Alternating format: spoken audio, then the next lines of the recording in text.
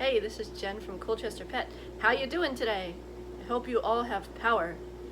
Last night was a pretty bad storm, wasn't it?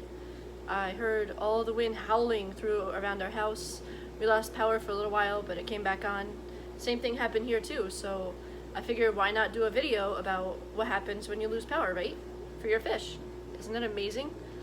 So there are 3 things that you have to do when you have a power outage, when you have a fish tank. 3 things that are very important.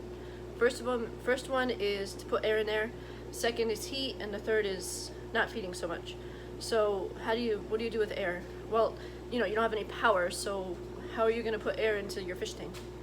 That's where this guy comes in. A battery operated air pump will be your best friend. They last for like a few hours, some last for longer. Some are battery operated, some are USB operated now. They're all high tech, so you can charge it in your car with your USB if you have one of those cables between times. And they're a very important thing to have in a power outage, because when there's no filtration, there's nothing going on, the fish need to get some type of oxygen and some type of movement in the water. All of this goes for freshwater or saltwater. So that's number 1. Number 2 is heat, especially this time of year. We're in November 1st. Happy November, right? So November 1st, and it's like 60s during the day. I looked it up, and it's gonna be 30s at night. How do you keep your tank warm? Your house is gonna stay a little bit warm, so just don't go. If you have a glass cover, that's very helpful. But if you don't, and even if you do, if you can cover the tank with a blanket, that would be helpful too. That'll keep all of the warm water in. And the thing is, they can get a little bit on the colder side and still be okay. It's going to be going down slowly. It's not going to just drop like that. So that's number 2. And number 2 is heat.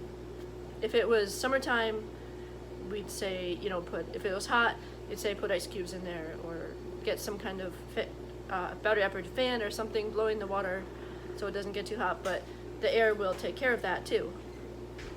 Number 3 is something that a lot of people don't think about, which is you have to feed sparingly when you have no air going through your tank, or when you don't have any power, because any of the leftover food, the fish might not feel like eating as much.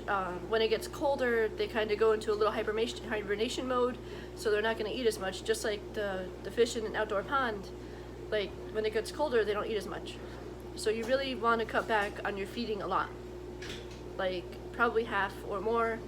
Fish can go a day without food, maybe a day and a half if they have to, but definitely don't feed twice a day.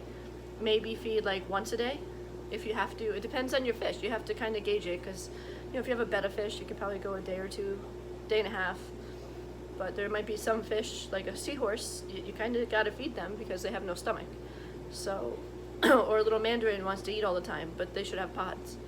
And those are the 3 important things during a power outage. I hope everybody is okay during all of this. I've heard that there are a lot of people who have, some people are saying like 3 or 4 days without power because their whole entire town's without power. And we're lucky here that we have power, but if we didn't, we'd have a backup generator, and that would be a number 4 point, is if you have enough money invested in your tank and you want to make sure that something doesn't happen, then you can always get a generator, and then you can ensure that your fish are doing okay. Back in, I think it was 2011, when it was Sandy, I think we were out of power for like a week and a half, and we had all different types of tanks down in my basement, and we had a generator just running for the fish tanks. That's all we had, and the refrigerator. No lights, no anything. And that was because that was like the most important thing for us. But now we have other means, and the store has has a generator that we can bring, so we would totally be fine.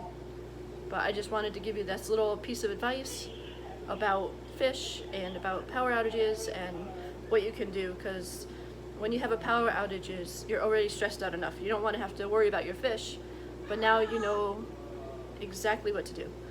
So thank you. This is Jen from Colchester Pet, where fish are friends. Happy Friday and happy November 1st.